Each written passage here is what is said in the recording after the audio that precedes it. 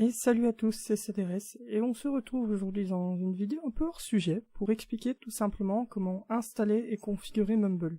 C'est une question que j'ai eue quelques fois donc depuis la mise en place de la communauté Underlife, et donc je vais y répondre tout simplement en vidéo une fois pour toutes.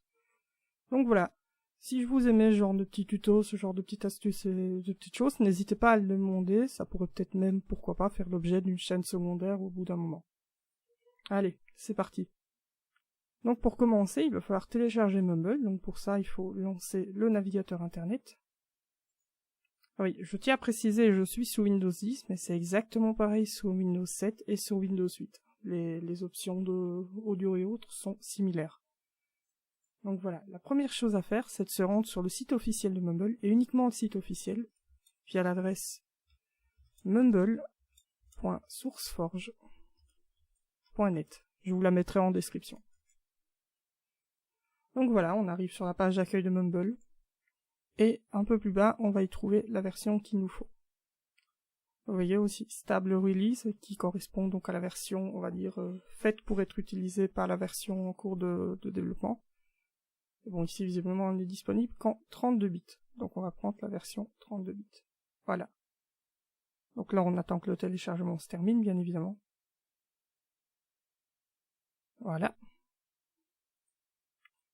Et ensuite, on va pouvoir lancer l'installation de Mumble.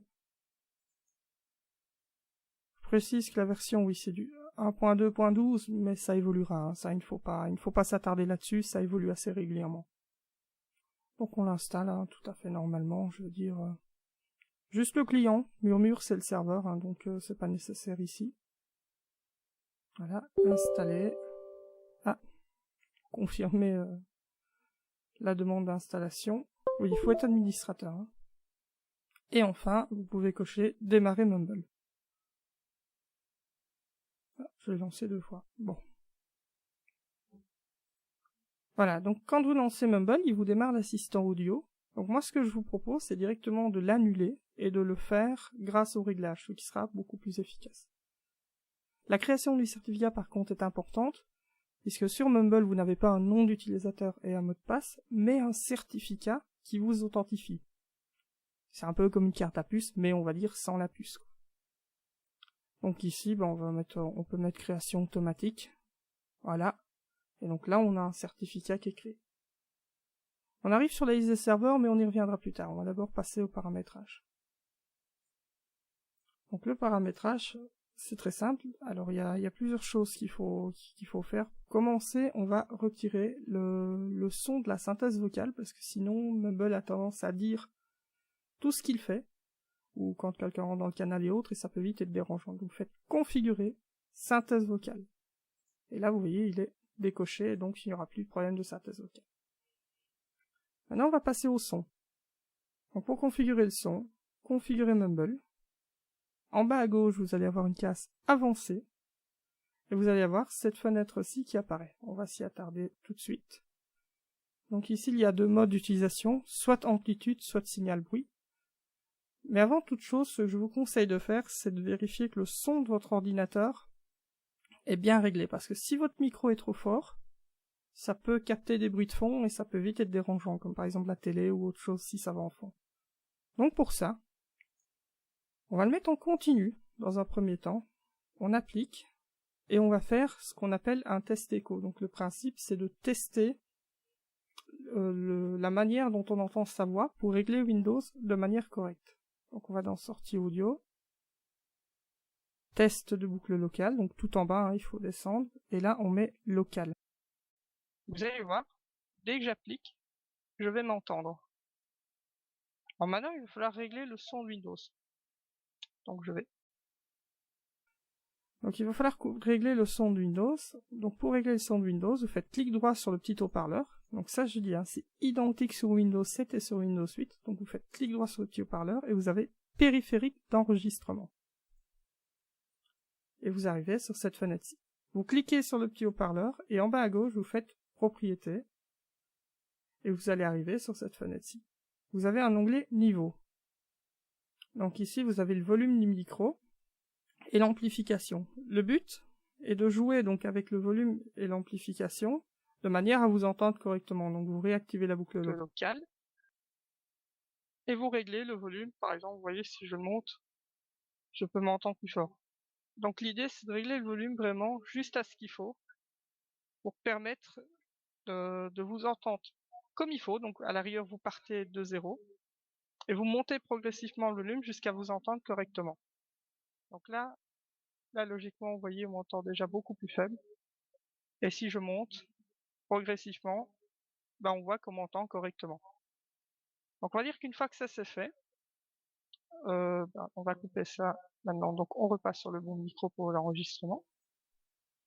Donc une fois que ça c'est fait, votre Windows est bien réglé. Maintenant, il reste à régler la sensibilité du micro pour permettre à Mumble de ne s'activer que quand il détecte votre parole. La différence avec Skype, par exemple, c'est que Skype va beaucoup capter les bruits de fond et autres, mais Mumble ne captera aucun bruit de fond, si vous le réglez correctement. Parce que, bien évidemment, il ne s'activera que quand il y aura assez de voix que pour se permettre de s'activer. Donc on va dans Entrée audio maintenant. On remet Activité vocale. On vérifie bien qu'on est sur amplitude. Et là, ici, vous allez voir qu'il y a 3 barres. Donc, si j'ai ça un peu le curseur, vous avez une barre rouge, une barre orange et une barre verte. La barre rouge, ça veut dire que le micro est coupé. La barre orange, ça veut dire que si le volume est passé dans la barre verte mais est dans la barre orange, le micro reste activé. Donc il ne peut pas s'activer quand il vient du rouge à l'orange, mais uniquement du vert à l'orange. Et la barre verte, comme vous l'avez compris, c'est l'activation du micro.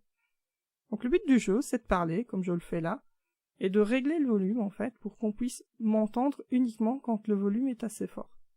Vous allez voir que le micro peut se déclencher via des bruits ambiants, mais le but, c'est de ne pas les capter. Voilà, ce genre d'exemple, par exemple, c'est ce qui arrive quand on touche au micro-casque ou autre.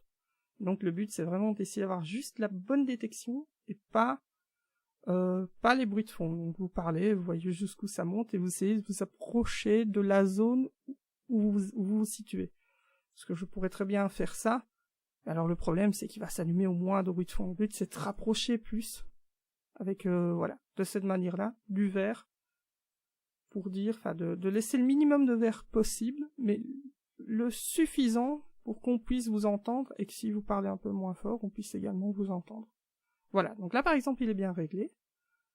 Ensuite, quelques petits réglages que vous pouvez encore faire, c'est augmenter la qualité, tout simplement, et diminuer la latence. Ça utilise un peu plus de bande passante, mais ça permet d'avoir une qualité audio assez propre, et avec un minimum de latence, ce qui est intéressant pour le jeu vidéo. Et enfin, vous pouvez activer la suppression du bruit, ce qui aura tendance, donc moi je le mets à moins 50 dB, c'est très bien, ce qui aura tendance à supprimer un maximum de petits bruits ambiants, même si c'est pas ultra efficace, ça fonctionne. Donc vous pouvez faire un essai, si vous voulez, vous revenez ici dans Sortie audio, boucle locale, et là, normalement, vous voyez, on s'entend toujours, mais si vous faites des petits bruits de fond, normalement, votre micro ne va pas se déclencher. Ok, et ben voilà, donc la Mumble est réglée, enfin en tout cas au niveau de la partie, on va dire, réglage de son, donc là votre Mumble est réglé. Maintenant, si vous voulez, vous pouvez activer l'overlay ou autre, ça c'est pour les jeux, c'est vraiment pour indiquer, voir qui est dans le jeu. Maintenant, bon, c'est pas indispensable, et on va passer à la suite. Quand vous avez fait ça, Mumble, il fonctionne en client-serveur, un peu comme les serveurs de jeu ou les serveurs TeamSpeak. Donc il va falloir ajouter un serveur. Donc vous cliquez ici, en haut à gauche, sur la petite terre, et en bas sur « Ajouter un nouveau ». Dans « Nom », vous mettez le nom que vous voulez, par exemple, on va dire « Enderlife ». Ensuite, juste en dessous, vous mettez l'adresse que vous voulez. Attention, je précise que cette adresse, l'adresse que je vais noter n'est pas la vraie adresse d'Enderlife, et donc ça, elle est communiquée au fur et à mesure si vous devenez membre du serveur. Donc pour ça, il suffit d'aller sur enderlife.fr et faire une candidature. Donc voilà, vous rentrez l'adresse ou un nom de domaine, donc ça marche aussi. Ok, le port, ici, donc c'est bien celui-là, et votre nom d'utilisateur. Voilà, donc maintenant on va dire c'est test, parce que j'ai envie de l'appeler comme ça. Ok, et là vous allez voir une personne sur 100, ping 28 millisecondes, et le serveur s'est ajouté dans votre liste. Vous n'avez plus qu'à vous connecter. La première fois, il vous demandait d'accepter un certificat, c'est normal, vous faites oui. Et donc là, voilà, vous arrivez sur le serveur. Donc là, par exemple, on m'entend, mais comme vous voyez, vous avez, là, on voit qu'il y a un autre joueur. Vous avez toute une série de canaux. Et ça, chaque admin peut créer les canaux qu'il souhaite. Et ici, en fait, le principe, c'est que les gens qui sont dans le même canal s'entendront. Donc par exemple, s'il y a des gens dans le canal 1, je me rends dans le canal 1 et j'entendrai uniquement toutes les personnes dans le canal 1. C'est vraiment fait pour, par exemple, créer des groupes ou créer des petits groupes de personnes qui jouent à des jeux spécifiques pour permettre de ne pas embêter ses voisins. Une dernière petite astuce que je peux vous donner, c'est que vous pouvez également couper le micro et le casque. Donc si vous ne souhaitez pas parler mais juste entendre, vous coupez le micro. Vous voyez qu'à droite, il y a un petit icône de micro barré qui apparaît. Et si vous ne souhaitez rien entendre du tout pour ne pas être dérangé, vous coupez le casque. Et là, vous voyez, je n'entends plus et je ne sais plus parler. Il y a aussi l'enregistrement qui permet donc de, comme son nom l'indique, d'enregistrer tout simplement une conversation. Ça peut toujours être utile dans certains cas. Et voilà, je pense qu'on a fait le tour de Mumble, hein, donc je n'ai rien d'autre à dire là-dessus. Si vous avez des questions, n'hésitez pas à les mettre en description, à commenter, à partager si ça peut aider des gens aussi. Et comme je vous le dis, si vous le souhaitez, je peux faire ce genre de petites vidéos plus souvent, même si c'est un petit peu dur sujet sur la chaîne, c'est des Gaming. Et voilà, allez, salut à tous.